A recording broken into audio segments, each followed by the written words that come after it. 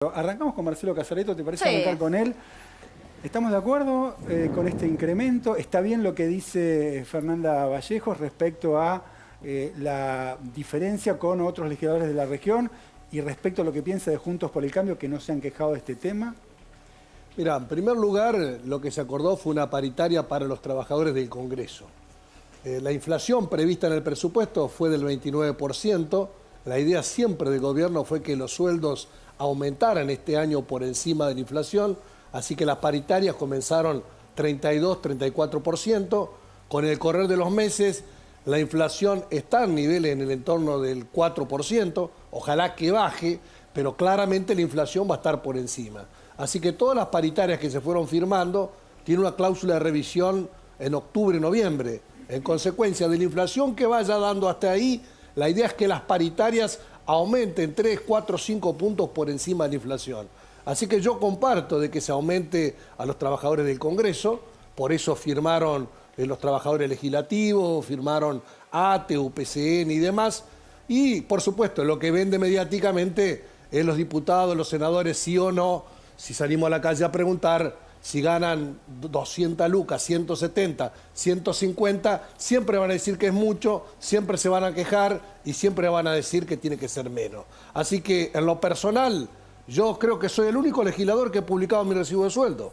Ustedes lo vieron cuando asumí, presenté una fotocopia por todas las redes sociales, después presenté ahora hace un año, es exactamente un año después. ¿Cuál es el sueldo en mano que cobran los legisladores hoy con ese aumento? Depende de cada uno, porque hay diferencia entre el que es del interior o no, pero el mío es 169.000 pesos líquido en la mano. En la mano. Y pagamos impuesto a las ganancias, en mi caso 34.000 pesos ¿Con este incremento por mes. o antes del incremento? No, anterior. Ahora el aumento es para los empleados. No busquemos perseguir a los diputados, porque vuelvo y repito, 10, 20 o 30.000 pesos más o menos, a nadie le va a cambiar la opinión. Si vos no querés el Congreso, no querés la representación política, no querés un poder político que le ponga límite al poder económico, claramente va a decir que trabajen gratis. Entonces serían legisladores los millonarios. A mí júguenme por las decisiones que tomo. Si van en favor de los trabajadores, en favor de los jubilados, o si van a favor de la concentración económica o del poder económico. Quiero escuchar a Nicolás del Caño, que Casareto, así baratos, hablan todos. hay algunos que baratos son caros y otros que lo que ganan lo hacen representando a un sector político de la sociedad, en este caso nosotros al frente de todos, y cada uno representa los votos que tiene y por eso están sentados en el lugar que están. Ahora seguimos, pero que hablen todos. Nicolás del Caño, ¿qué pensás vos? Bueno, a mí lo que me parece que es una vergüenza es que el salario mínimo que firmó el gobierno es un salario mínimo por debajo de los niveles de indigencia. Lo que me parece una vergüenza es que se ajuste a los jubilados, como también se hizo con el gobierno de Macri, y la jubilación mínima también sea en los niveles de indigencia.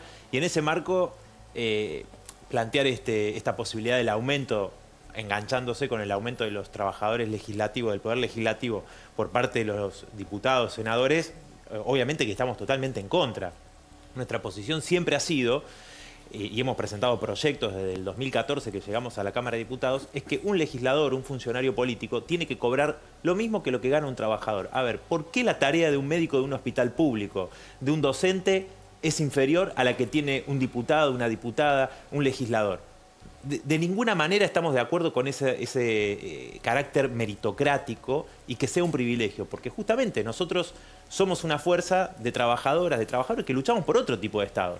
Obviamente que estamos en las antípodas de los sectores de derecha, liberales, etcétera, que dicen que el problema está en el gasto de la política, digamos, de los legisladores, etcétera, porque en realidad, obviamente que rechazamos esos privilegios, y no es un discurso, y no es solo un proyecto, sino que lo llevamos a la práctica, cobramos lo mismo que un trabajador y destinamos el resto de la dieta a aportar a distintas luchas de trabajadores, sino que ese discurso de derecha, que demagógicamente salió Bullrich, por ejemplo, a decirlo, y nunca estuvo de acuerdo en discutir este proyecto cuando fue diputada y tampoco cuando estuvieron en el gobierno.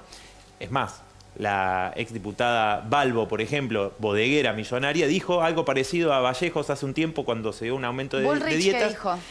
No, Bullrich dijo que era terrible el aumento, etcétera, pero digo, ella cuando fue diputada no estuvo de acuerdo jamás en discutir nuestro proyecto y siempre estuvo a favor de los aumentos de las dietas, digo. Pero Susana Balbo, bodeguera, millonaria, dijo algo parecido a Vallejos. Dijo que no podía ser que los gerentes de su empresa ganaran más que ella, que no le alcanzaba, ¿no? Entonces, estos sectores de derecha, obviamente, ¿qué ocultan? Que en realidad, donde está la parte del león, es decir, las grandes ganancias que se llevan los bancos, los grandes terratenientes, los grandes empresarios, eso para lo que ellos gobiernan. Por eso quieren salarios de gerentes que están más cerca, ¿no?, de la clase capitalista a la que defienden, que de trabajadores, de una persona común, trabajadora, que es justamente lo que nosotros planteamos y creemos que debería ser así en todos los funcionarios políticos. Le preguntamos ahora la posición a Daniel Lipovetsky.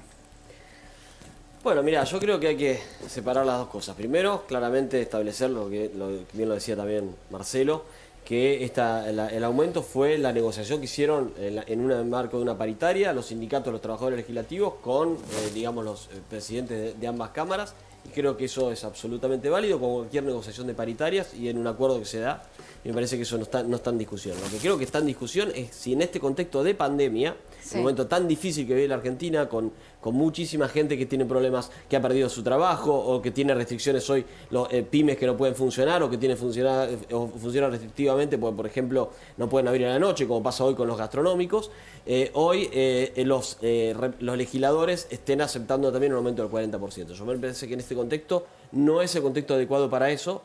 Y me parece que no debieran aceptarlo. Más por una señal, decís vos, como una dimensión más ética de estamos divorciados de lo que vive la gente. En un contexto como vivimos, estamos viendo una tragedia educativa, económica y social en la Argentina, vinculada además por la pandemia, pero también con decisiones del gobierno vinculadas con justamente mantener restricciones que hoy casi son injustificables. Y entonces, desde ese marco, me parece que los legisladores no deberían aceptar el aumento, que sí, por supuesto, es válido que sea para los trabajadores legislativos que llevan ante una tarea muy importante dentro del Congreso de la Nación.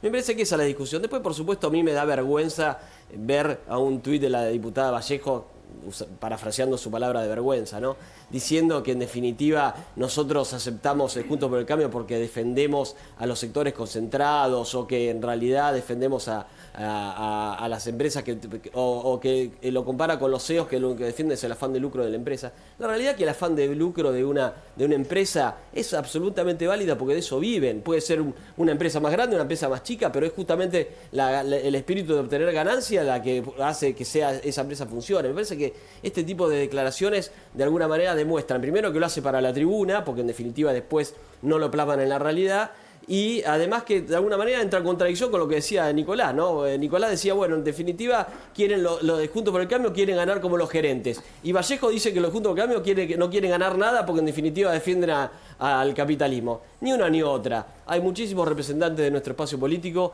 que viven de su sueldo y que es válido que sea, pero también me parece que en este contexto no correspondía el tema aceptarlo. Es que hace el Congreso para mejorarle la vida a los argentinos y argentinas en este contexto, ¿no? Porque si no es tres empanadas, que nadie va a estar en contra de que un trabajador que haga bien su trabajo cobre bien. Yo le pregunto Igual aclaremos algo, también, perdón, una cosita más. Sí. Los jueces hoy ganan sueldos muchísimo más altos que los legisladores. Y eso no se discute. No pagan ganancias y nadie habla de este tema, ¿no?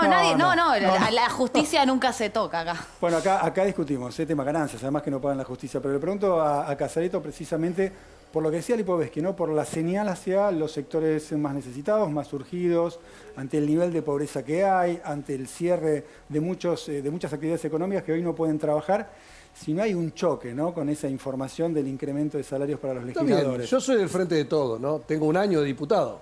¿Saben el sueldo que recién les dije? Sí. ¿De cuándo está fijado? Ya hace 2 años que está por Emilio congelado. Monzó, cuando era presidente de la Cámara de Diputados, y Macri era el presidente. Y Burri no se agarraba la cabeza en ese momento. Yo no tuve ningún aumento. Y la verdad, lo que disponga la Cámara lo acepto. Yo no voy a hacer política 35 años por acceder a ahora, Marcelo, un sueldo un poco más alto, un poco más bajo. Si estuvo congelado 2019, estuvo congelado 2020 y estamos en el mismo escenario, no ha cambiado o estaríamos peor. Estamos peor. ¿Por qué no congelamos un año más? Por eso presentemos los 4 años que cobran lo mismo, que cobran la mitad, que cobran la cuarta parte. Nada va a dejar conforme a la leonera que quiere matar al poder político. Bueno, esa es otra discusión también importante. ¿Quién es la leonera que quiere matar al poder político? Y toda la opinión pública, porque queda bien decir que hagan un gesto, que hagan un gesto. Está bien que hagan todos los gestos que quieran, pero vamos a las decisiones que hay que tomar.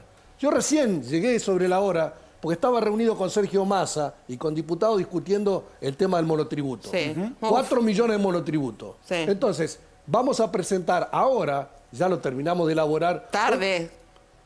Bueno, y lo hubiera presentado ayer. A ver, el año que viene. cuente qué van a Lo presentar estamos presentando hoy Sí. y nosotros como gobierno entendemos que hay 4 millones de monotributistas, de los cuales 2 millones están en mora. Entonces lo que vamos a hacer ahora es establecer por ley, que seguramente discutiremos en los próximos días, que la cuota del monotributo del año 2021 sea la misma que venían pagando en diciembre del 2020. ¿Todo el año? Que no haya aumento. Entonces, van a pagar exactamente la misma cuota y le vamos a dar un plan de pagos para que esos 2 millones de monotributistas que deben viejo anterior lo puedan pagar en un plan de hasta 60 cuotas con una tasa de interés mucho más baja y además elongando las escalas. 2/3 de los monotributistas, ¿saben en qué categoría están? A y B, que son Sí, las categorías más bajas. Así que nosotros, en la carga impositiva que hemos puesto, en el aporte a las grandes fortunas, en la discusión del impuesto a las ganancias, en todos, vamos sobre los sectores del poder económico. De ninguna manera el gobierno del Frente de Todos va a ir a aumentar la carga impositiva Pero Marcelo, sobre un digo, sector la como el gente monotributo.